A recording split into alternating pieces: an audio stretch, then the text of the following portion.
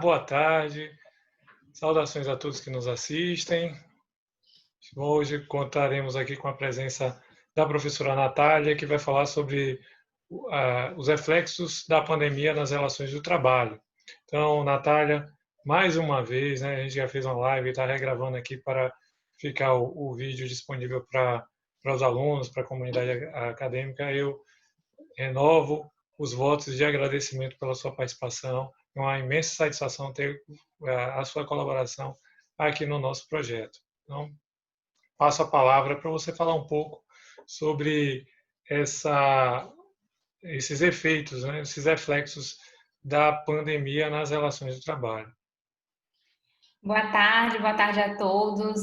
Sempre um prazer participar do projeto em que eu já fiz parte, inclusive, à época da minha graduação. É sempre um prazer estar podendo contribuir para a gente refletir aí sobre o direito na contemporaneidade.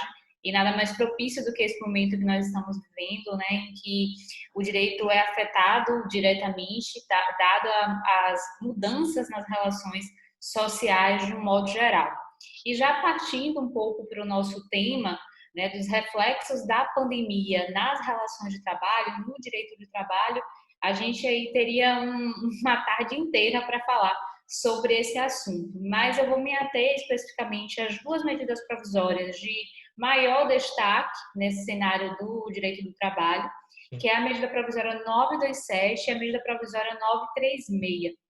A época que começou, né, a divulgação pelas autoridades sanitárias, as recomendações para o isolamento, lá em fevereiro a gente já teve a edição de uma norma, que foi a Lei 13.979, que incluiu a hipótese de faltas justificadas ao trabalho, né, incluindo aí mais uma hipótese que a gente já tinha na CLT. Então, funcionários, empregados que estavam em isolamento, em quarentena, ou que, por um acaso, precisassem se ausentar do trabalho para realizar exames médicos, a fim de investigação de estar ou não contaminado pelo coronavírus e ter contraído ou não a Covid-19, esses empregados já teriam aí suas faltas justificadas. E aí a gente já teria a primeira norma aí que foi afetada, né, que afeta as relações de trabalho, que é essa lei de fevereiro, a Lei 13.979. Mas, apesar dessa legislação, a gente não tinha aí uma efetividade, como é que a gente iria realmente tratar as relações de trabalho. E dessa maneira surgem as medidas provisórias ali, dada a urgência da situação. Então, em meados de março, a gente tem a MP 927, né? Todo mundo estava naquela expectativa de como o governo iria subsidiar as empresas, tendo em vista que já havia aquela época, em março, muitos decretos municipais, decretos estaduais, paralisando atividades e, dessa maneira, paralisando, né, o fluxo das relações empregatícias, do modo que os empregados não poderiam mais estar prestando o serviço, né, que é a contraprestação dada pelo empregado, e concomitante a isso, como é que as empresas pagariam os salários, né, dos empregados naquele contexto. E a MP 927, ela vem, na verdade, flexibilizar, ela meio que frustrou um pouco as expectativas de todo mundo, tendo em vista que não veio o subsídio do governo naquele momento. E aí a gente teve a MP 927, que trouxe a possibilidade da flexibilização com relação às férias, e aí a flexibilização da MP foi no sentido do pagamento, que esse pagamento poderia ocorrer até o quinto dia útil do mês subsequente ao mês da concessão, ou seja, a CLT hoje tem que essas férias devem ser pagas antes do gozo, até 2 dias antes do gozo, mas a MP vem flexibilizando nesse sentido de que eu poderia conceder as férias ali no mês, digamos, no mês de março, naquela época, e o pagamento só ser feito no quinto dia útil do mês subsequente, em abril. E o terço constitucional foi ainda mais flexibilizado, porque a MP possibilitou o pagamento até o dia 20 de dezembro, que é quando realiza-se o pagamento da segunda parcela do 13º. Então, nesse sentido, teve essa flexibilização. Possibilitou também a antecipação de feriados, inclusive os religiosos, mas com o detalhe que os religiosos deveriam ser acordados ali com os empregados, né? Inclusive agora, recentemente, na semana passada, aqui na Bahia mesmo, a gente já teve, né, essa antecipação de feriados e aí as empresas precisavam, inclusive, estar atentas a esses detalhes de como fazer isso, de como colocar isso eventualmente em um banco de horas, visto essa possibilidade de antecipar os feriados.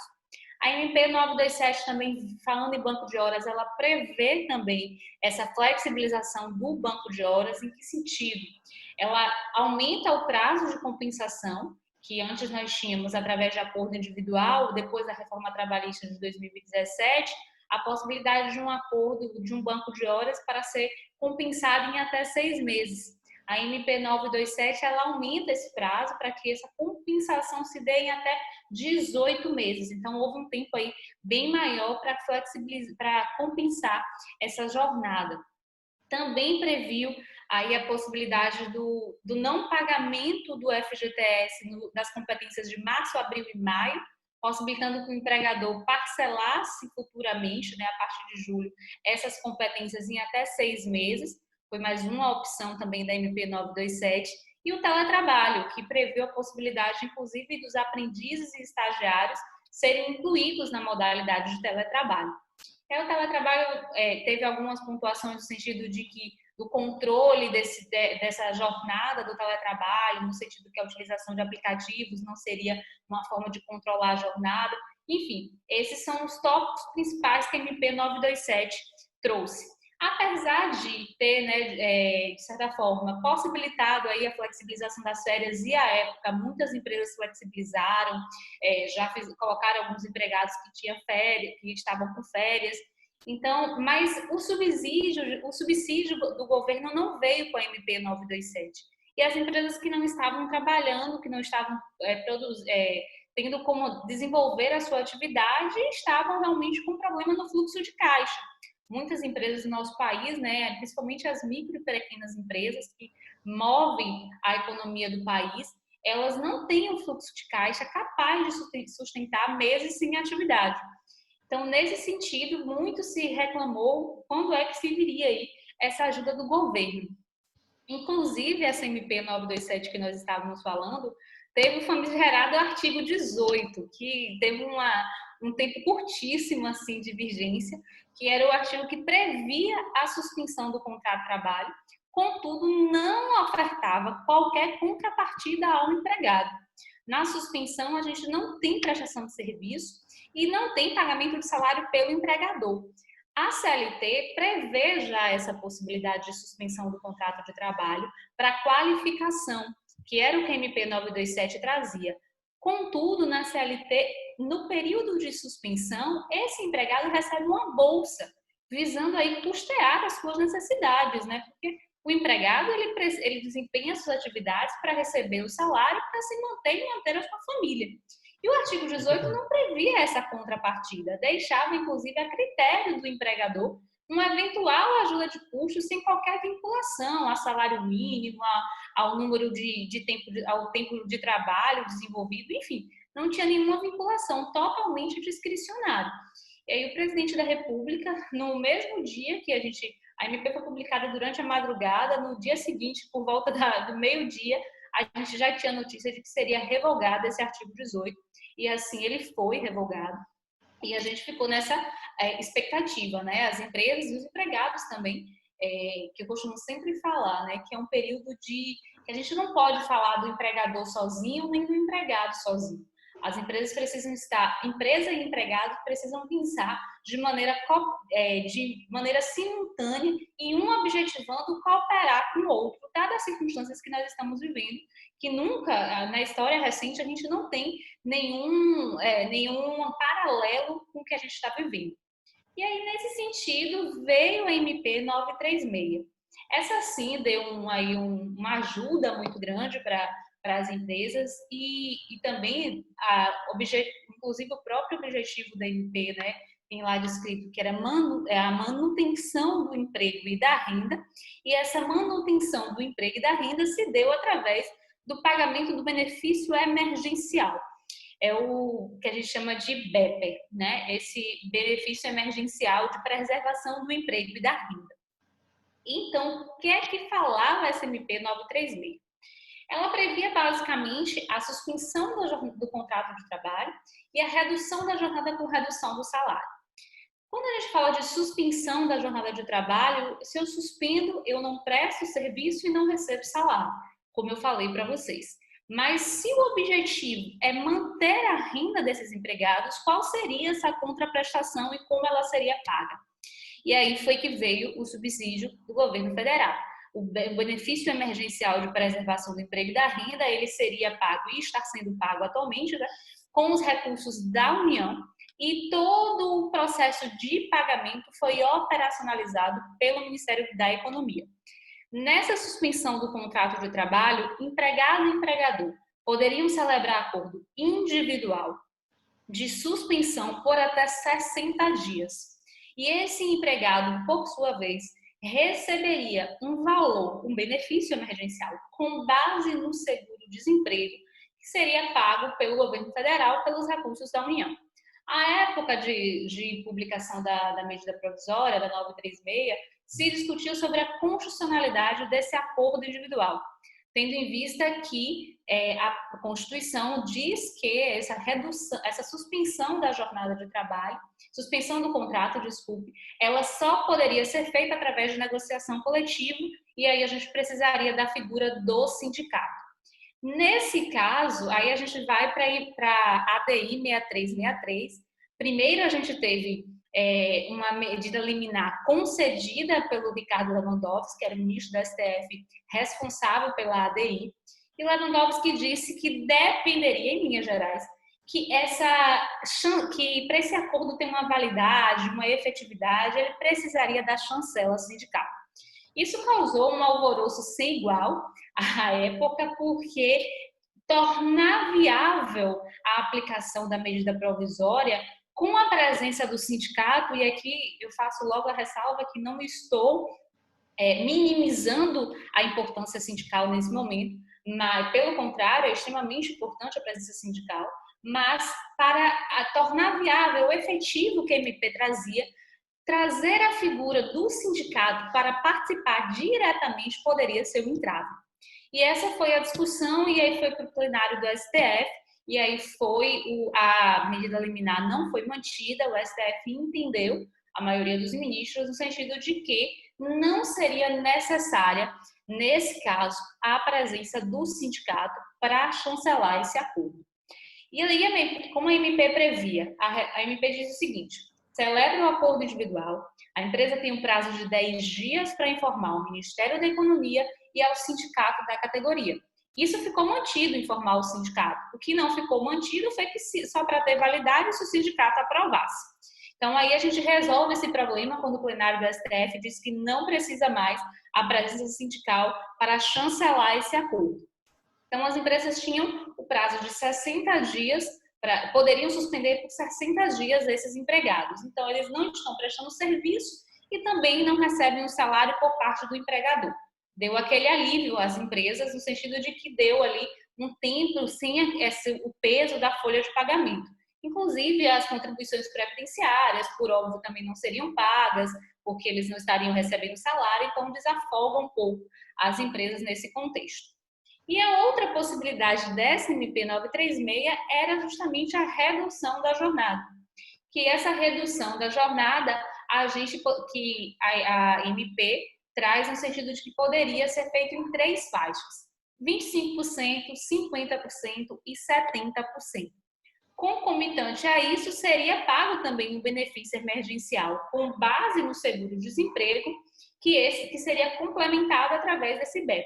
E assim foi feito. Nesse caso, poderia ser por até 90 dias. E aí as empresas poderiam pactuar essa redução. Aí muitas empresas assim o fizeram. A MP recentemente, inclusive, foi prorrogada.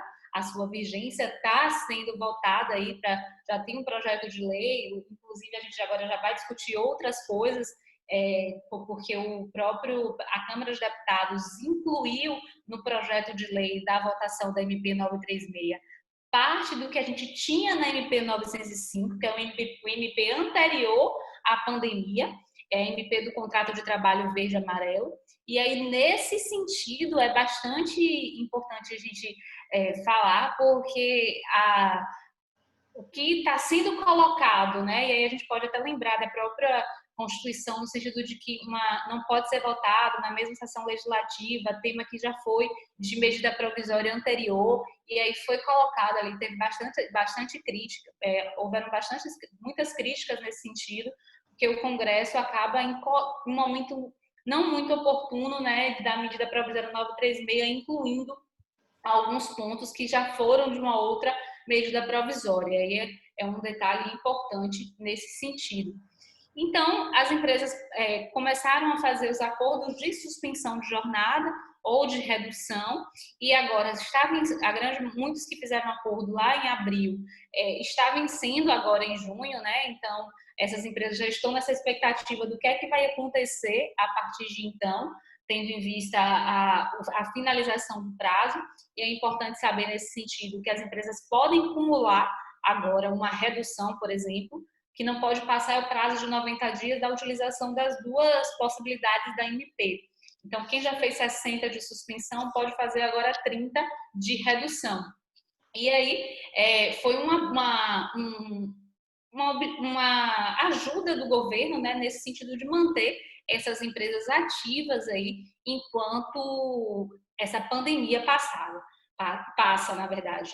E Me aí, parece que tem em contrapartida, tem a questão que alguns estão chamando até de estabilidade do emprego, né? Quem utilizar, a empresa que utilizar não vai poder demitir o empregado. Como é que ficou essa e situação? aí é importante você tocar nesse assunto, porque é o seguinte, a problemática que se assenta a partir de agora.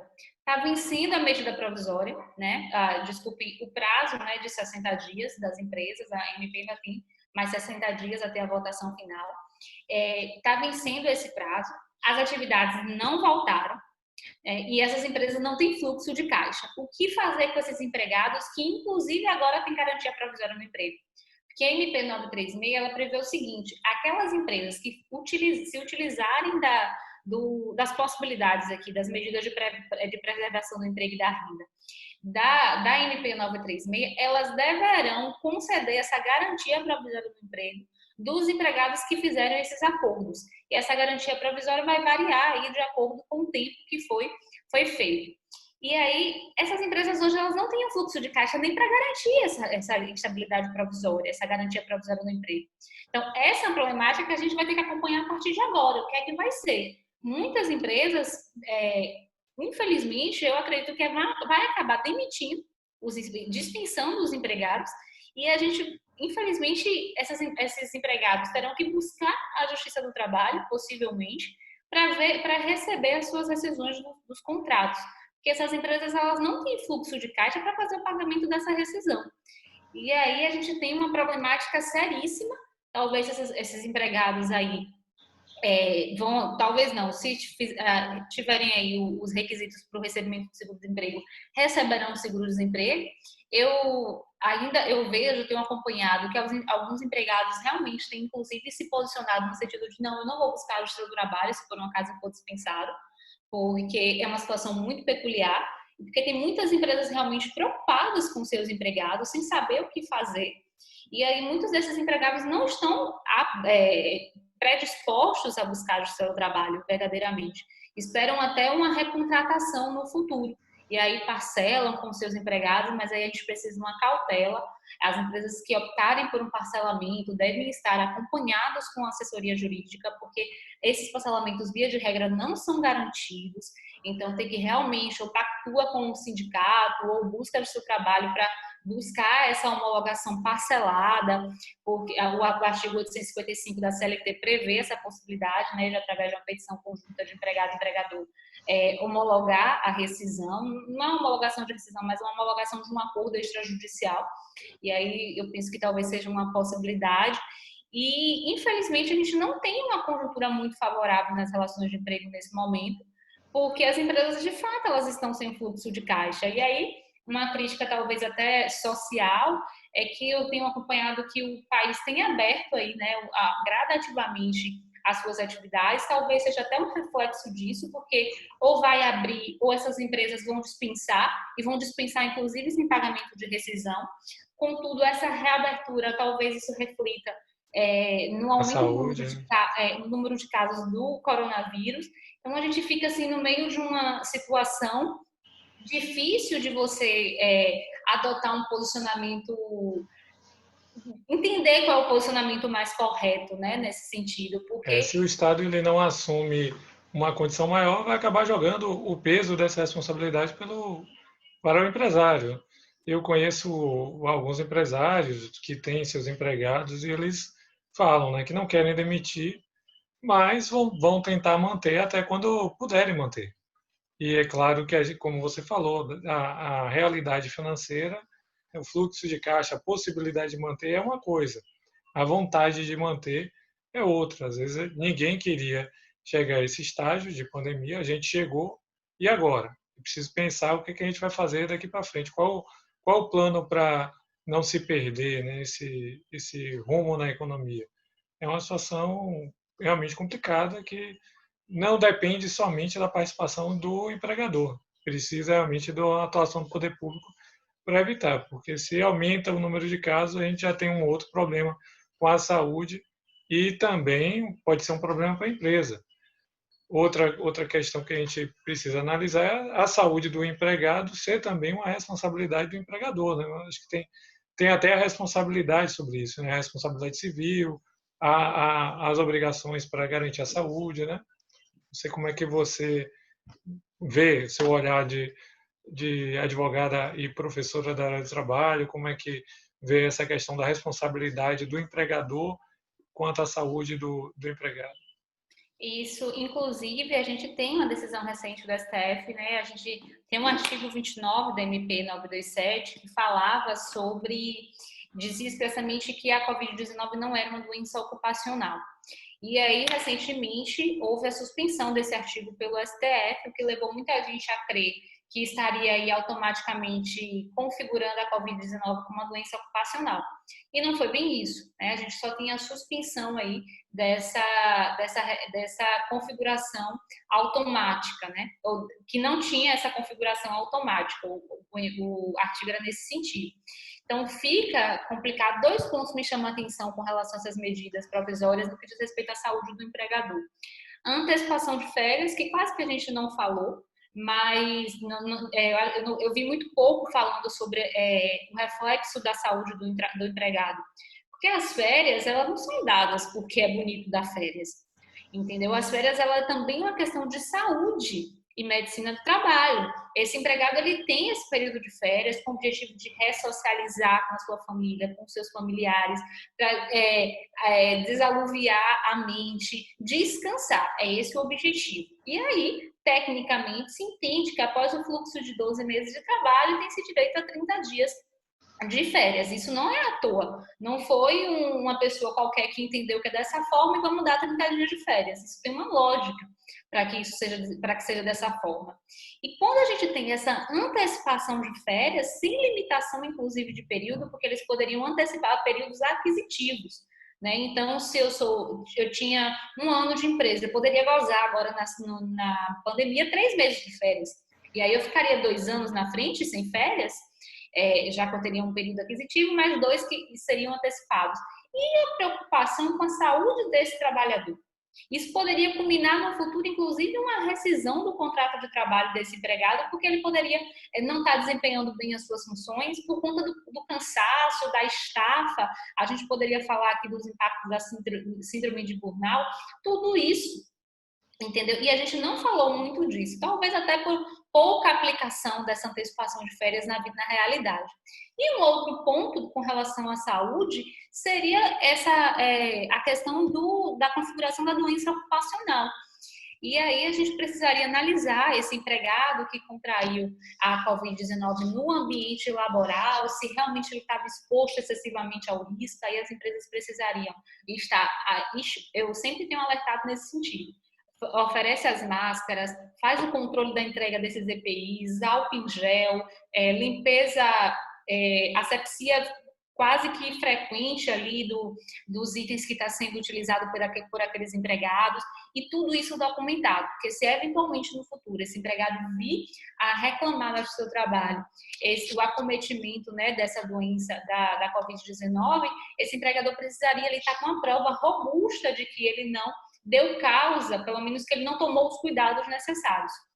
Ainda ontem eu respondi a uma consulta nesse sentido. O empregado teria ficado afastado num período por supostamente ter contraído a Covid no ambiente de trabalho. E eu indiquei, eu fiz, tenha todo o cuidado com esse empregado e demonstre realmente, a empresa tem que demonstrar que está imbuída em resolver o problema, porque a situação é peculiar, e se assim a empresa não fizer, ela poderá também sofrer no futuro os reflexos disso.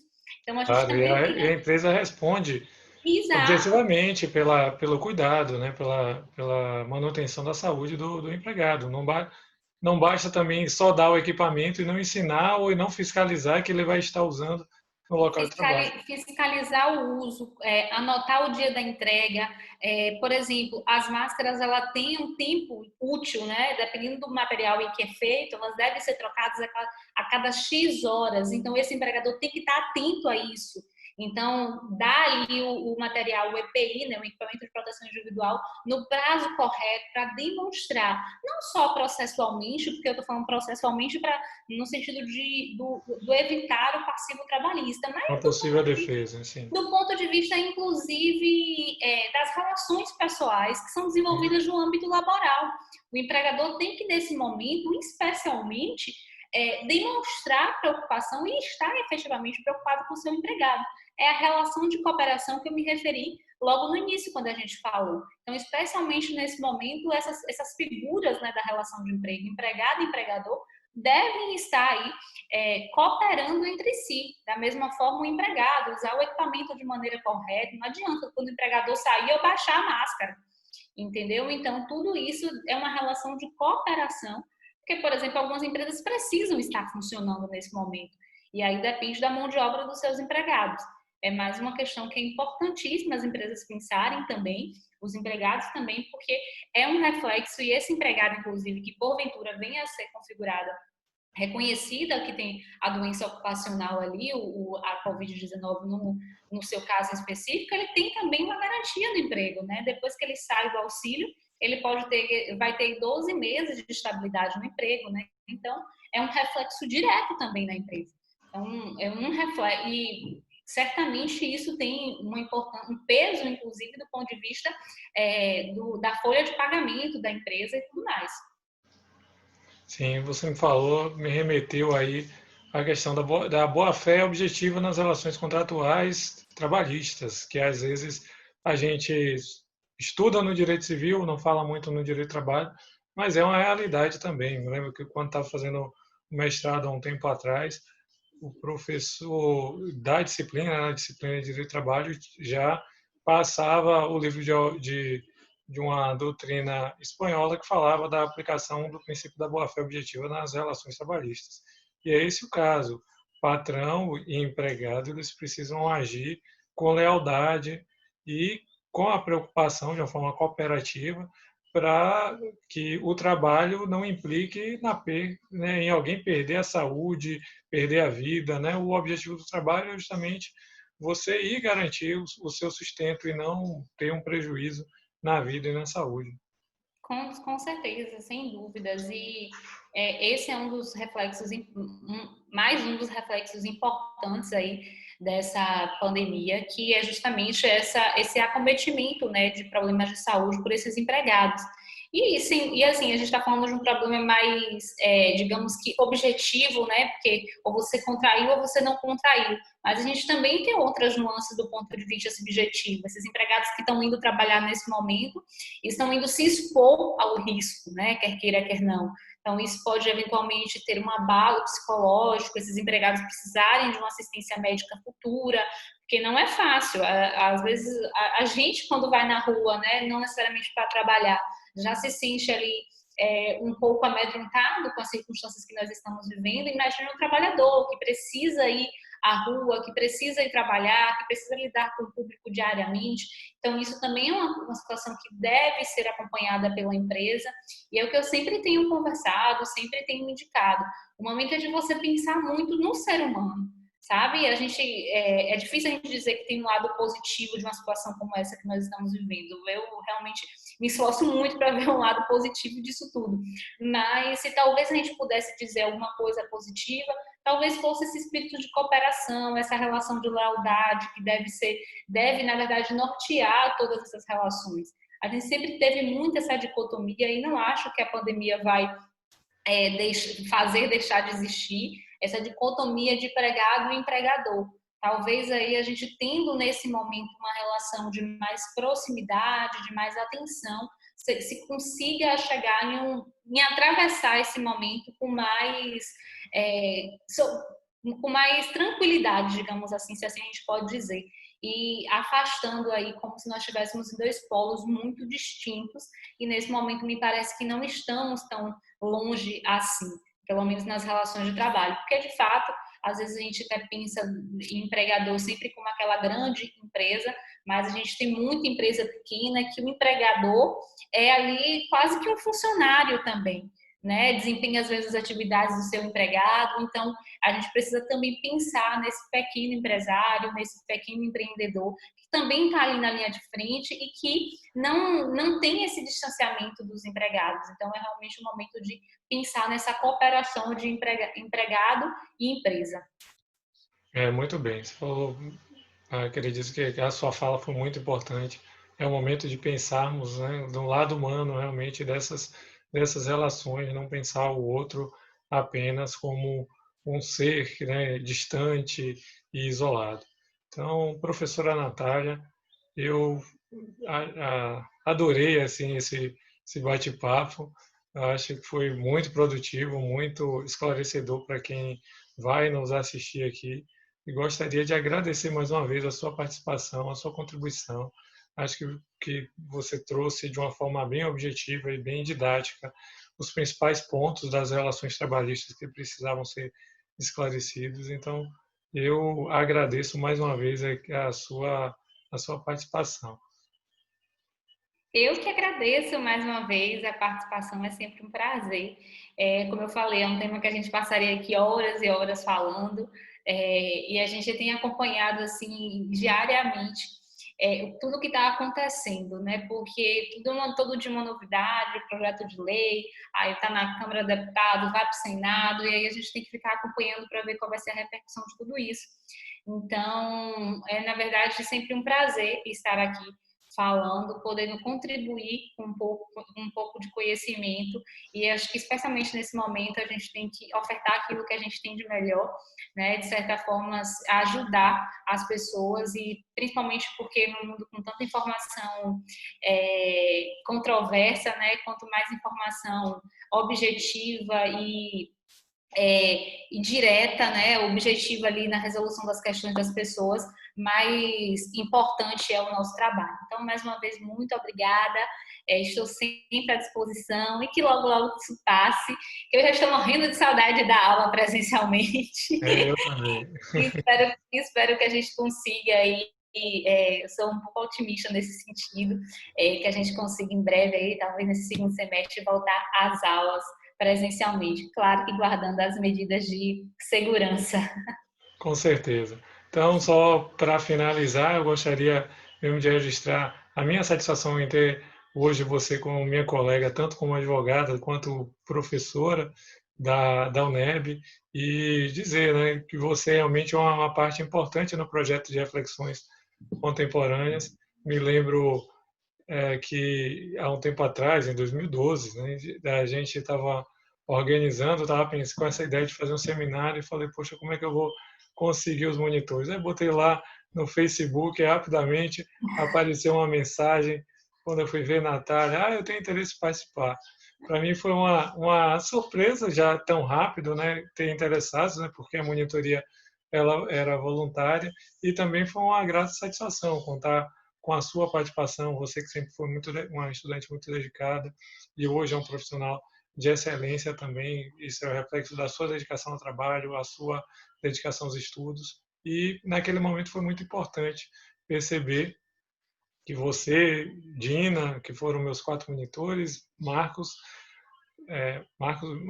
Itos, Vitor Marcos e Nelly Newton, né? Eram 4 e foram os primeiros de um projeto que depois a gente conseguiu vários outros monitores. Então, assim, foi aquela sua manifestação inicial fez com que o projeto chegasse aqui 8 anos depois e continuasse a acontecer. Então, eu gostaria de agradecer mais uma vez a sua participação e desejar muito sucesso, muita saúde para você aí nesse período de pandemia, tá certo? E Muito saudações a obrigada. todos que nos assistem. Muito obrigada, prazer e muita saúde para todos nós. Tá Tchau, certo? tchau. Tchau.